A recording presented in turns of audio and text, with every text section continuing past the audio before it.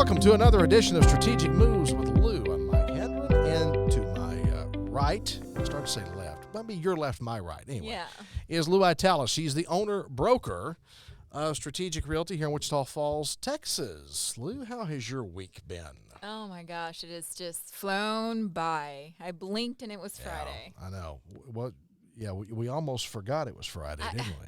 Totally. I mean, I had a client in the office and we're working on writing up a contract and I was trying to schedule a showing and they're like, yeah, well, you guys can come over tomorrow on Saturday. I mean, it's already Friday, the end of the day. And I was like, wait, what? Wait, what?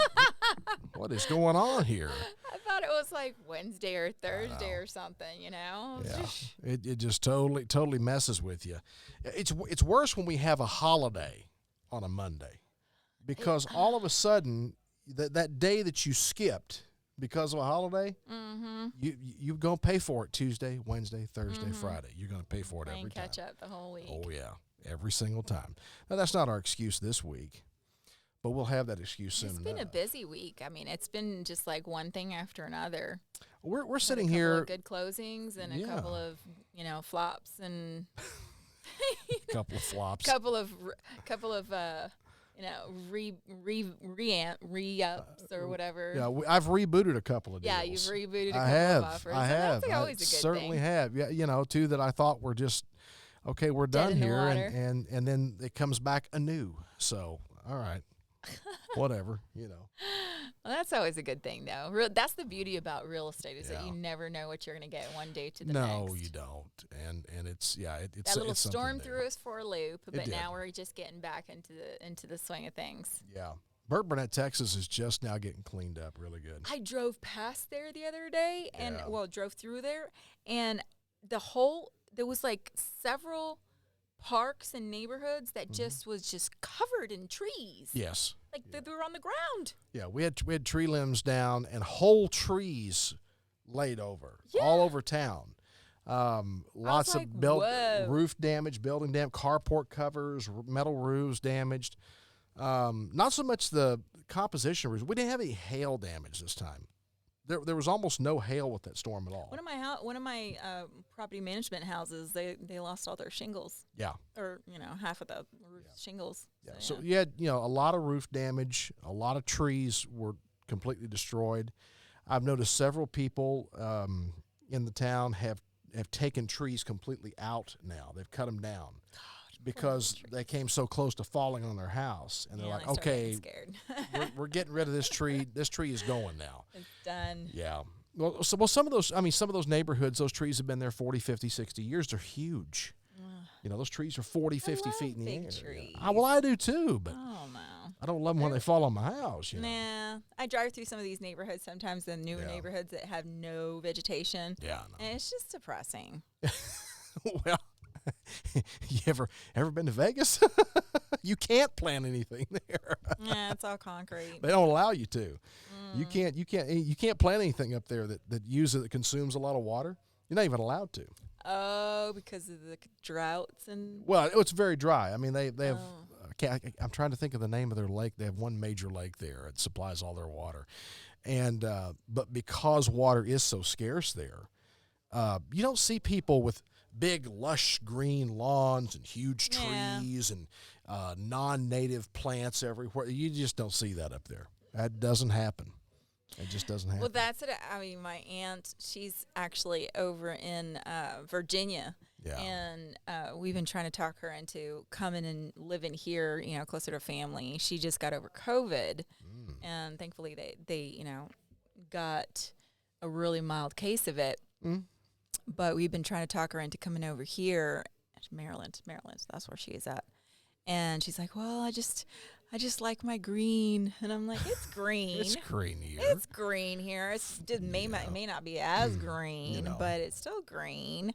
And she's like, I don't know. I just don't know if I could live next to a bunch of Republicans. And she is really a Democrat from Maryland. Yeah.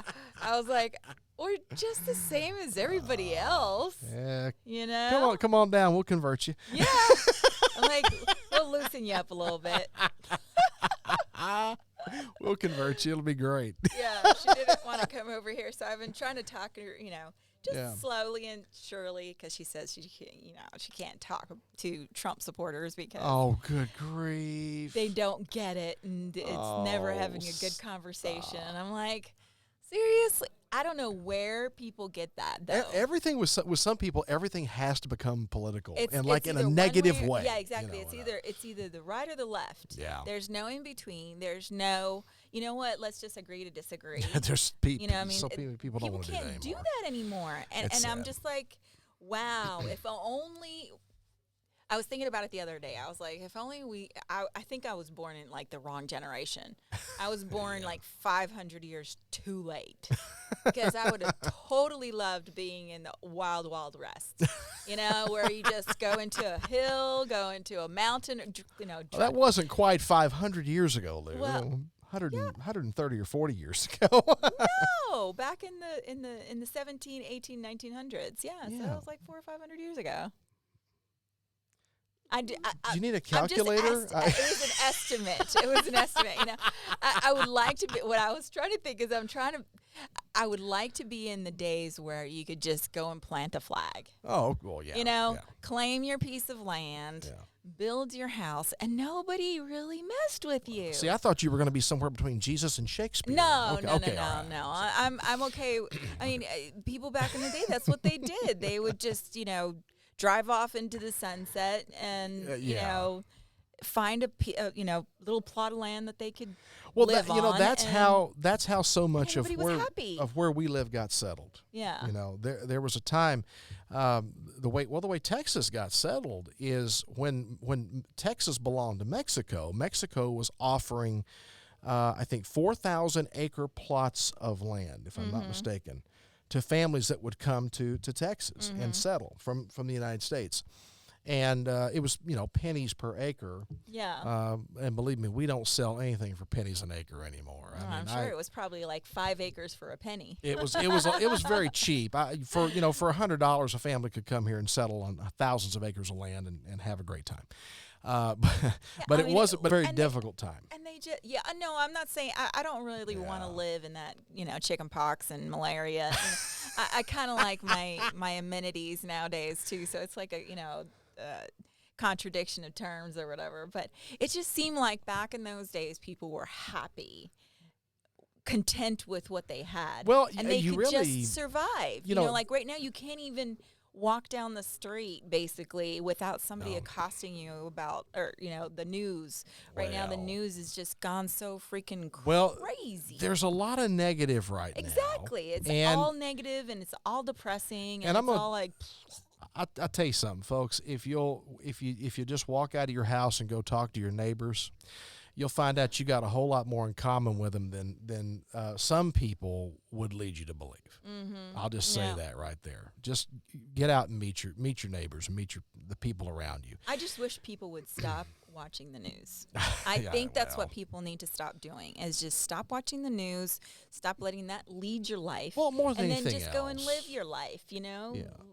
Take care of your own little neighborhood, your backyard, your own. More than anything else, you people. don't need to take all your cues from what you hear on TV. You really don't, or radio for that matter. You don't need to take all your cues from that. Do your own homework on things. Think about things. And you talk about people be settling happy. here. Learn Can- to be happy. Have a smile on your face. You look at And buy some real estate. you look at our business today. Okay, the business of real estate, and you look at what you look at what we do. When we sell acres of land now, some of that property that we're selling, you got people that 5, 10, 20 acres, whatever. And at one time, that little space of land of theirs was part of a much larger space, and a lot of old ranches and stuff that broken up over the years. And you think about the history behind all of that. Oh, it's fascinating. It Yeah. it is fascinating If because you ever want to know what the history of your land is, go to the courthouse Oh, and yeah. do a land search, and you can find some fascinating things about, Yeah. especially land, like who owned it before. I'm a transplant, so I'm not from here. Right. So whenever I get into the history of a property, I am totally fascinated because I don't know anybody, but I don't know like the old families, like the original Right. Wichita Falls settlers and stuff like that. Yeah. I don't know any of that stuff. I don't know the history of Wichita Falls as much as I probably should.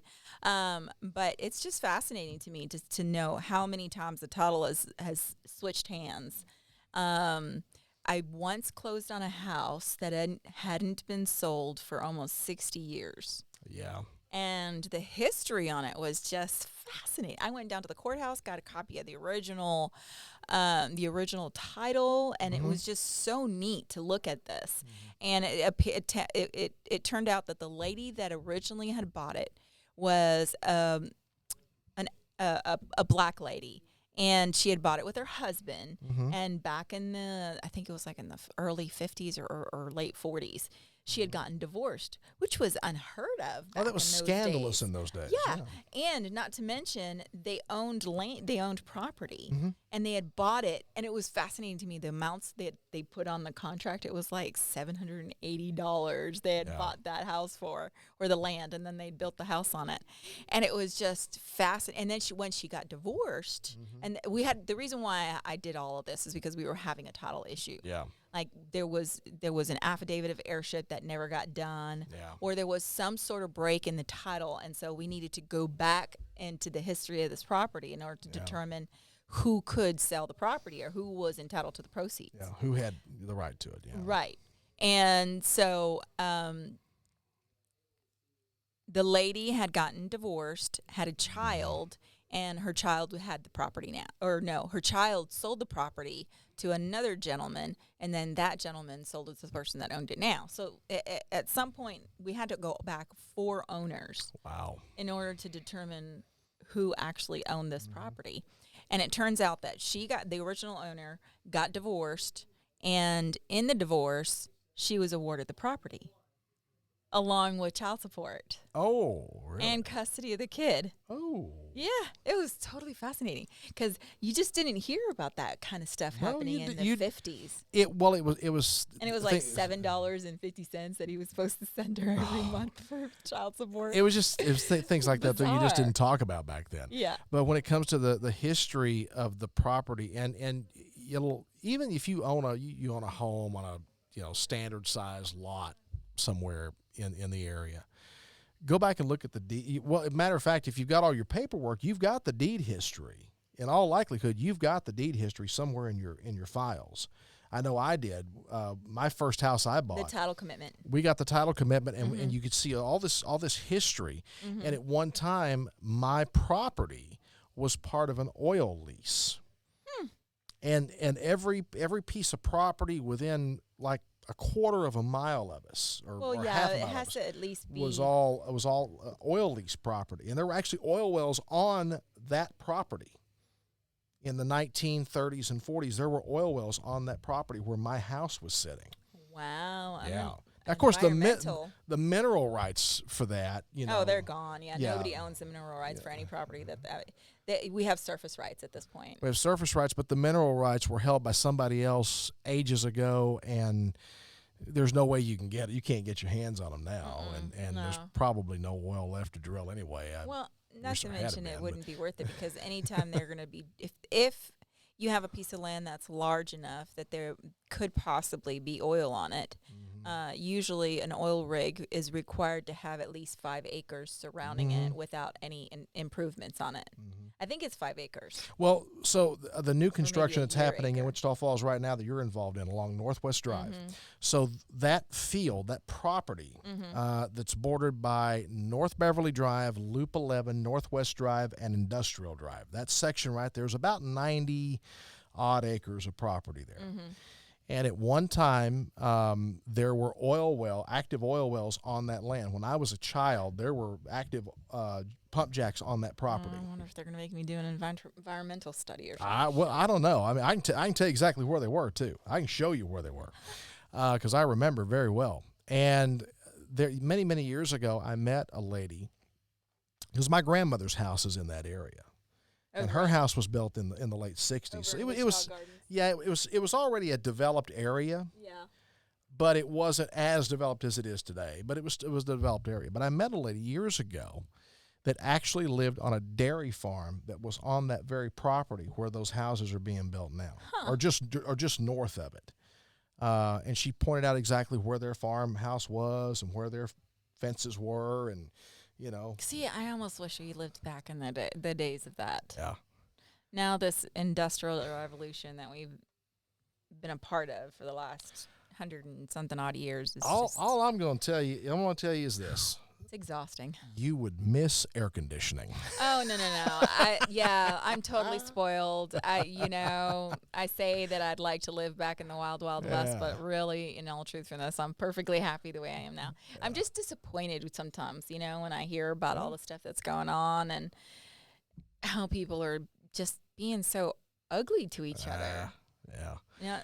Well, it doesn't make any sense to me. And the thing of it is we work in an industry where you go out of your way to be cordial, you go out of your way to be nice, you go out of your way to be helpful, to work with your clients in any way you can.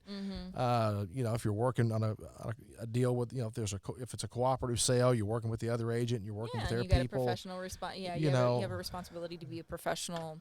Yeah, I mean, there's a way to conduct yourself and a way not to conduct yourself, and every once in a while you meet some people in this business that aren't so nice. But most 98% of the people we're going to encounter in this business, I think, are professionals and handle themselves very well. And I have to say that in Wichita Falls, I haven't really had any problems whatsoever because we're such a small community that everybody knows everybody. Yeah, exactly. And you run if you have the wrong attitude or the wrong type of personality or professionalism or something, people remember that here in Wichita Falls. Down in the Dallas area, I've worked with some agents that are just complete. Well, we're a city, for those of you that are listening. I'll never talk to them again. You know what I mean? I'll never work another deal with them. You don't want to. Yeah. No. Well, for those of you that aren't from around here, they're listening on the radio or watching this video on YouTube or Spotify or however you're getting it. For those of you that don't live around here, Wichita Falls, Texas is a city of about 105 or 6,000 people, give or take.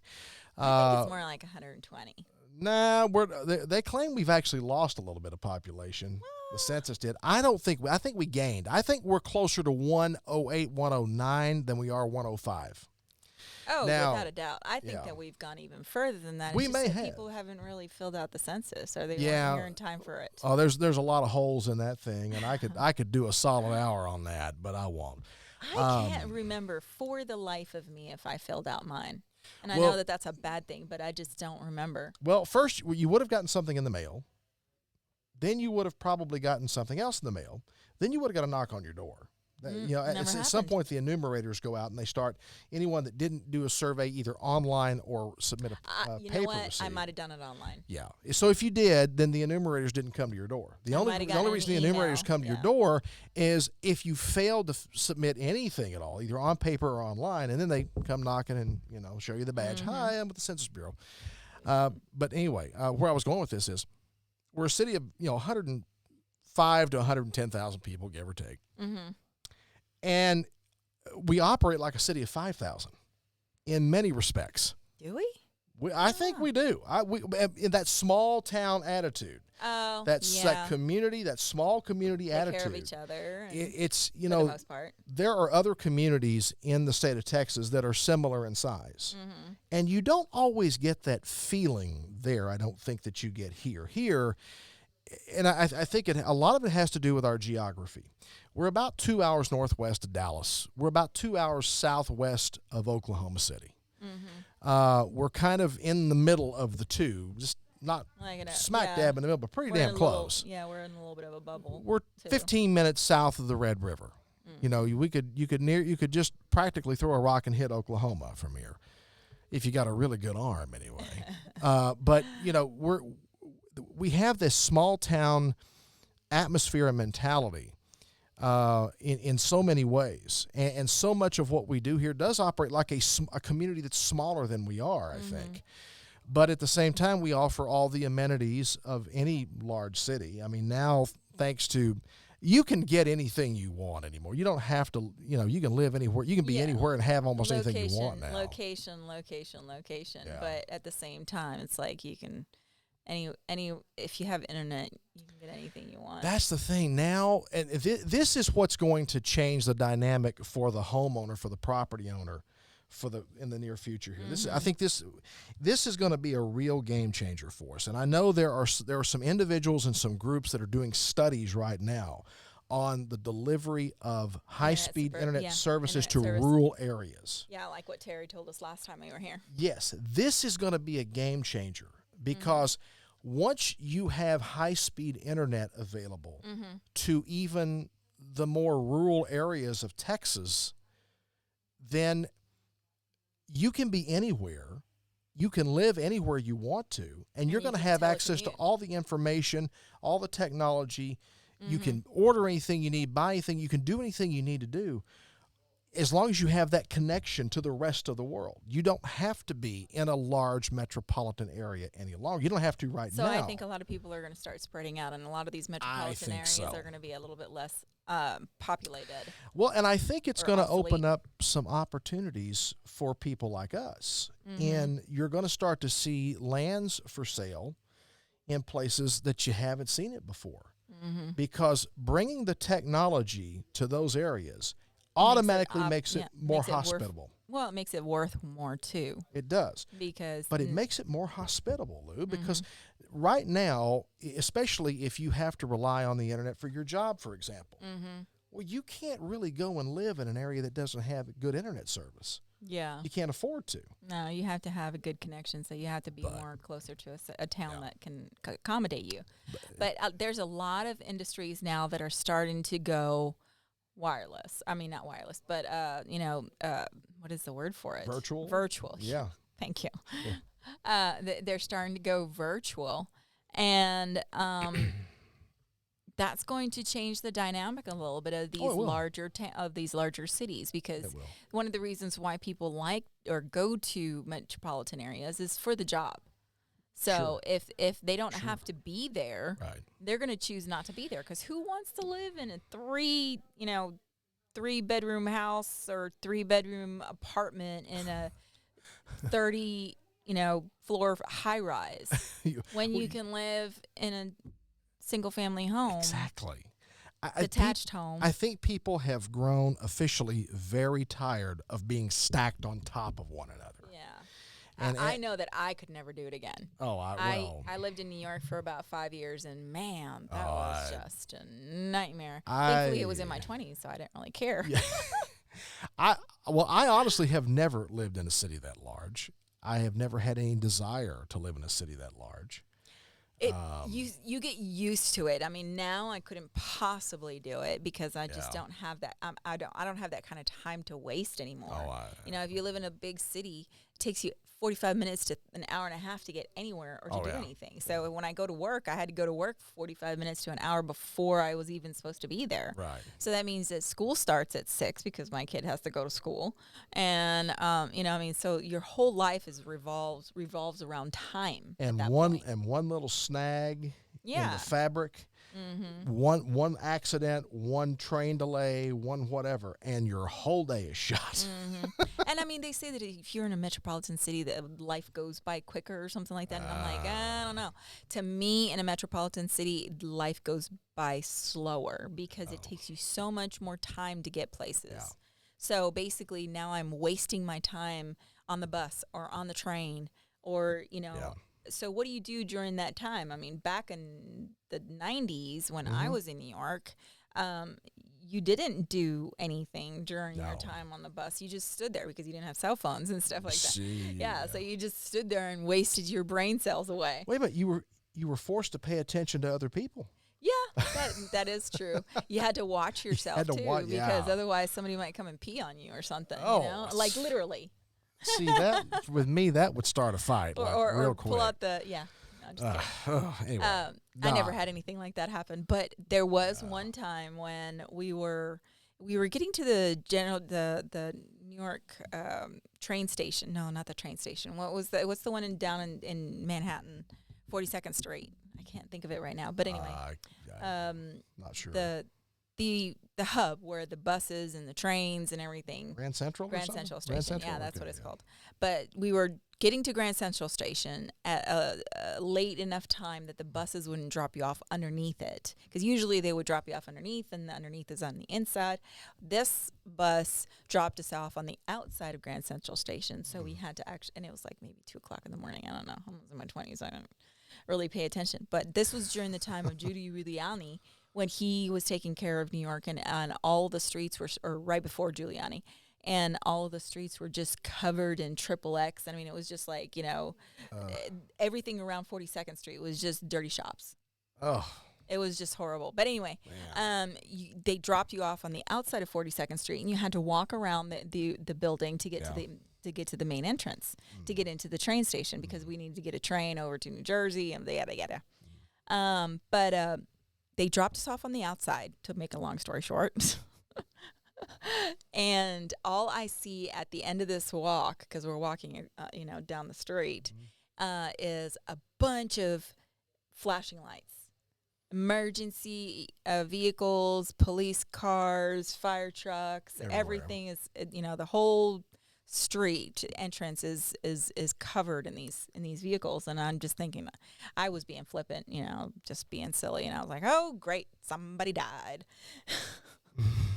We get to the end of the street and start to go into the train station, and I turn around, and no kidding, there is blood everywhere. Everywhere. It was on the doors, and they were glass doors, so it was just dripping down these doors. It was a big, huge puddle in the middle of the ground, and gosh. I was just like, oh. Suddenly, My you little don't, heart you don't, attack. you don't want to be here anymore. No, I was like, oh my gosh, I better get the heck out of here. Yeah. So Can't even that imagine. was a pretty scary moment for me, and I think that probably made me realize that I don't want to be here. I don't need to be around that. No. And it's certainly not any place you want to raise your children. Oh no, yeah, and at that point, my son was only like 3. Yeah. So he was only 2. One of the things that's made this such a popular, Texas in general, such a popular place for families to relocate to, is it's seen as a safer place, a better place to raise your family. Houses are more affordable, condos are more affordable, land is more affordable. And There's a lot of general, crime is a lot less rampant. I mean, like I said, I've been in New York. Yeah. I've been to New Jersey. I lived in Connecticut. I lived in Miami. So I've lived in a lot of places on the East Coast, and I've lived in other countries. And by far, I think Wichita Falls is, and I came from Okinawa before we actually got here. So I had to choose where I wanted to go when we got back from overseas. And I chose Wichita Falls because it felt like Okinawa, where you're completely safe leaving your car unlocked. You don't really have to worry about your next door neighbors. I mean, obviously you don't want to do that here in Wichita Falls, but not on a regular basis. But if you do accidentally do that, which I have, I actually went by my house one time and found that somebody had left my door wide open. Oh, wow. All day. Yeah. And nothing happened. Nothing missing, huh? No, even my dogs were still inside. Well, and that's the thing. We like I said, we have that small town atmosphere. Yeah. That is, you comfortable. You get that here. You don't get that in a lot of larger cities, even in Texas. Metropolitan Dallas, Houston, San Antonio, you don't get that. But you've got a lot of communities that are outliers around those larger cities that you do get, it's relatively safe and very friendly. And it's part of what's made this state such a popular place for people to relocate to, not to mention the fact that there are people that sell their homes in places like California or Washington or even on the East Coast. For $1 million and come and buy something here for $200,000. And get land with it. I mean, nobody in California has a 4-bedroom, 3-bathroom home with 10 acres of land unless you're a multi-millionaire. Yeah. Wealthy celebrities some of those people may Alec have Baldwin or something. Somebody but somebody might. But the average person, the average homeowner in California doesn't enjoy that kind of lifestyle, but they come here and they can afford that. And I went to go and visit my sister because she lives in California, and We drove around the different neighborhoods and stuff like that, and it's like any major area. They just live on top of each other. I mean, even the single-family homes that were in Malibu, let's say, they were still stacked up on each other. Yeah. You know, I mean, and here you can get a little bit more spread out. A little more breathing room. Land is at a premium in a place like Malibu, in places like most of LA or San Francisco or San Diego or Sacramento. Land is at a premium. And there's some places in California. Here too, I think our prices are going to start to rise, but I think it's not so much about the land; it's more about the environment. And for me, raising my kids here was a joy. Yeah. Well, listen, we've run out of time. Guys, if you're thinking about relocating, I don't care where you're moving from. If you're thinking about relocating to Texas, you need to call us, Strategic Realty, Wichita Falls, Texas. The phone number is 940-689-7900. The website is strategicrealty.net. And please subscribe, like, and share to our channel. Share this video with everybody if you're listening on the radio. Remember the website, strategicrealty.net. If you're looking to buy or sell, we would love to be your realtor. We absolutely would. Until next time, take care of yourselves. We will see you down the road.